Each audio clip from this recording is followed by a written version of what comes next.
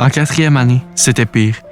Il détruisait ce que je construisais, se moquait de moi devant tout le monde. Ce n'était plus seulement à l'école et au parc. Ça se poursuivait chez moi par mes frères.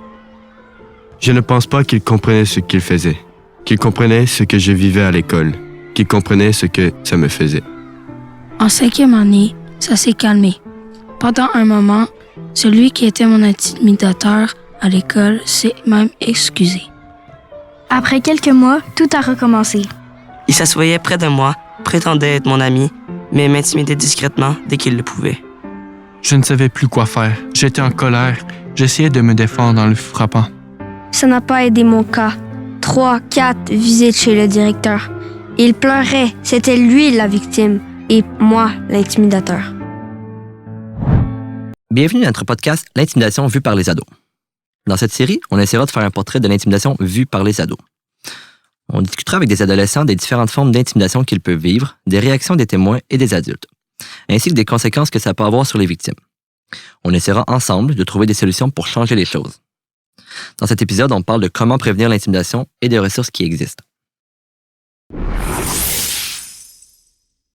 Bonjour, je suis Jessie Lortiz-Dicou, coordonnatrice à la Maison des jeunes de Waterville. Aujourd'hui, je suis en compagnie de Maxime Hocheval, coordonnateur à l'animation, de Victor et d'Émile, 2 jeunes qui fréquentent notre organisme.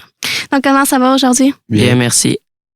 Dans les derniers épisodes, on a parlé du projet, de l'intimidation et des conséquences que ça peut avoir sur les victimes. On a réfléchi ensemble à comment on devrait réagir face à des situations d'intimidation. Donc, les gars, quelles conclusions est-ce que vous pouvez tirer de nos discussions? Mais que l'intimidation, c'est vraiment pas à prendre à la légère, puis que ça va rester longtemps dans la vie de l'intimidateur, pas de l'intimidateur, mais de la personne qui se fait intimider. Et aussi que il faut être capable de faire face justement, puis Dans le fond, être outil, c'est ce que tu me dis, c'est que ça prend des outils pour être capable d'affronter, en fait, de vivre cette situation-là, de les gérer. Ouais. OK, excellent. Et aussi, si on veut que ça change, ben c'est important d'agir quand on a un témoin, surtout pour vraiment s'informer sur qu'est-ce qui se passe dans la situation, puis être capable de prendre le bon bord, puis aider la victime à vaincre l'intimidation. Si on peut aussi, la situation doit aussi être prise au sérieux par les intervenants puis par l'école pour pas que ça continue. Puis justement pour ça, on doit faire des suivis à long terme, puis pas juste un suivi puis que ça continue. Vous avez complètement raison, les gars. C'est super important là, de prendre ce problème-là au sérieux. Dans les derniers épisodes, on a parlé quand même beaucoup des réactions que les gens adoptaient souvent face à l'intimidation, puis des réactions qu'on devrait plutôt adopter là, quand on voit des situations d'intimidation. Mais on a peu parlé de ce qu'on pouvait faire pour prévenir. Quand je vous parle de prévention, est-ce que vous savez ce que ça veut dire? C'est quoi ça, la prévention? La prévention, je pense, c'est le fait d'agir avant que une situation se produise. Tu peux éduquer sur les conséquences et les ressources, puis en fait donner les moyens pour éviter quelque chose. Effectivement, je trouve ça intéressant, dans le fond, ce que tu apportes, Victor. Et la prévention, c'est effectivement l'ensemble des mesures qu'on peut mettre en place pour prévenir une situation à risque. Dans le fond, travailler en amont. Qu'est-ce qu'on peut faire avant que ça se produise? Comment on peut éduquer les gens? Comment on peut adopter des comportements sains et, dans le fond, vraiment assurer la prévention du problème. Quand on parle d'intimidation, d'après vous, les gars, qu'est-ce qu'on peut faire concrètement pour la prévenir? On peut faire quelques activités de prévention puis de sensibilisation avec les jeunes. Et les parents peuvent aussi sensibiliser leurs enfants puis pour justement pas qu'ils intimident puis qu'ils sachent quand il y a des intimidateurs. Tu peux encourager à faire les sports d'équipe pour aider les jeunes à s'intégrer. Tu peux en parler dans les médias aussi pour vraiment sensibiliser toute la population. Puis tu peux aussi en parler des ressources qui existent, puis mettre en place une politique contre l'intimidation pour que ça cesse. Oui, effectivement, écoute, c'est des très bons points que tu amènes, Victor. J'aime beaucoup le point sur les sports d'équipe parce qu'effectivement, c'est quelque chose que les jeunes vont être exposés très, très, très souvent dans leur parcours scolaire, que ce soit au primaire ou au secondaire.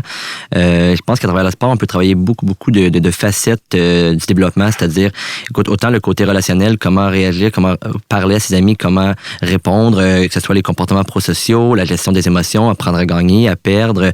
Il y a plusieurs facettes qui vont être interpellées dans les sports d'équipe. Puis ça peut être autant au niveau scolaire, parascolaire, dans la vie de tous les jours, dans la rue, peu importe. Donc, c'est effectivement un très bon point, une façon très simple, je pense, de l'intégrer, de lutter contre l'intimidation de façon préventive. Dans ce sens-là, dans le fond, nous, les maisons de jeunes, on est un organisme qu'on dit de première ligne. Ce que ça veut dire concrètement, c'est que quand on est face à une situation, un problème qu'un jeune nous rapporte ou qu'on est témoin, on va d'abord tenter de décortiquer, comprendre la situation, l'analyser au mieux possible pour en sortir tous les éléments qui seraient importants. Ensuite, ce qu'on va faire, c'est qu'avec le ou les jeunes concernés, on va les diriger, on va les orienter vers la ressource la plus adéquate. Une ressource qui est spécialisée, qui va pouvoir les accompagner, les comprendre et vraiment les outiller pour la situation de façon plus long terme, par exemple, qu'une maison de jeunes. Nous, on est vraiment là pour les orienter. En ce sens-là, on a fait un peu une petite recherche. On a essayé de trouver quelques organismes, quelques sites qu'on peut visiter, qu'on peut aller voir pour s'outiller, pour s'informer. Un des premiers qu'on a trouvé, très connu quand même, Jeunesse et J'écoute. Il est disponible depuis plusieurs années. On connaît toujours tous la formule téléphonique, qui est peut-être un petit peu moins populaire auprès des jeunes, mais Jeunesse et J'écoute, depuis quelques années, offre un service de texto. Donc, le texto, ce qui est particulier, c'est que les jeunes, c'est 24/7. Ils peuvent acquérir à n'importe quelle heure du jour. C'est facile, c'est au bout des doigts. Et c'est un service qui est anonyme. Donc, parfois, c'est la limite que les jeunes vont avoir, qui vont les empêcher peut-être de faire le premier pas pour lutter contre l'intimidation, c'est-à-dire de juste ouvrir la discussion. Parce qu'ils sont malaisés, ils veulent pas en parler, ils veulent pas qu'on sache que c'est eux, ils ont comme honte parfois. Donc, ce service-là, qui est d'ailleurs bilingue, est un service très adapté pour eux. C'est gratuit, confidentiel, et c'est 29 ans et moins. Donc, c'est quand même assez large comme pour les âges, dans le fond, pour tout le monde. Un deuxième qu'on a trouvé, c'est aidez-moi s'il vous plaît.ca. Un peu dans le même genre que Jeunesse J'écoute. Par contre, lui, il est spécialisé pour les 13-17 ans, mais il offre aussi des ressources pour les parents. Donc, parfois, en tant que parent, on est face à une situation, on ne sait pas trop comment la gérer, ça nous semble gros ou encore, on a tendance à voir ça comme une chicane. Si on veut être sûr de bien faire les choses, je pense que ça peut être un site qu'on va visiter pour mieux s'informer, aller chercher le maximum d'outils. Puis parfois, c'est une simple amorce pour aborder le sujet, pour entamer la discussion. On a trouvé aussi un troisième organisme qui est, lui, je pense, très intéressant, plus concret un peu peut-être, c'est le GRI, le groupe de recherche en intervention sociale. Dans le fond, eux sont présents dans plusieurs régions administratives du Québec, dont l'Estrie, pardon. Et puis, eux, ce qu'ils offrent, c'est des ateliers. Dans le fond, ils vont démystifier la problématique. Vous les contactez, vous expliquez la situation d'intimidation et ils vont prendre rendez-vous avec vous. Ils vont venir directement sur votre lieu. Ils vont animer l'atelier pour faire comprendre et aussi au maximum, dans le fond, les gens présents. Donc, c'est une ressource qui est quand même très, très, très intéressante si on veut aller plus profondément, mieux comprendre et outiller. C'est pour les 14-25 ans. Et finalement, je crois que notre podcast est une des ressources qu'on a mis en place qui est intéressante. On discute, on prend nos témoignages. Donc, avec les jeunes, on a vraiment revisité complètement ce témoignage-là afin d'en comprendre les différents éléments. On a tenté de aussi comprendre un peu l'émotion que peut susciter l'intimidation. Donc, je pense que les gens qui vont écouter le podcast vont être mis un peu dans une situation où ils vont être sensibilisés vraiment au niveau émotif et comprendre ce qui se vit. C'est une situation réelle. Donc, je trouve ça intéressant pour aborder. Parfois, on ne sait pas comment le faire. Un balado, c'est très simple. On met ça dans la voiture, on met ça aux écouteurs, on écoute, on commente. C'est des courts épisodes. On a fait ça court pour être sûr que ça soit simple à comprendre, que vous puissiez en parler avec tout le monde, avec les jeunes. Et dans le cadre de ce projet podcast sur l'intimidation, on va compléter avec un pamphlet. Avec les jeunes, on va s'asseoir, on va dresser une liste. Là, on vous en a donné quelques-uns, mais on va en donner davantage. On va faire une liste de toutes les ressources, les organismes qui peuvent être utiles pour l'intimidation, la cyberintimidation, autant pour les jeunes que les parents ou la communauté. Donc, ça sera disponible dans les prochaines semaines. Donc, voilà pour les ressources générales. Un gros merci, Maxime. Merci aussi à Victor et Émile d'avoir été avec nous. Merci de nous avoir écoutés, tout le monde. Ça met déjà fin à cet épisode. On se retrouve dans le dernier épisode où vous aurez la chance d'entendre le récit complet d'Alex.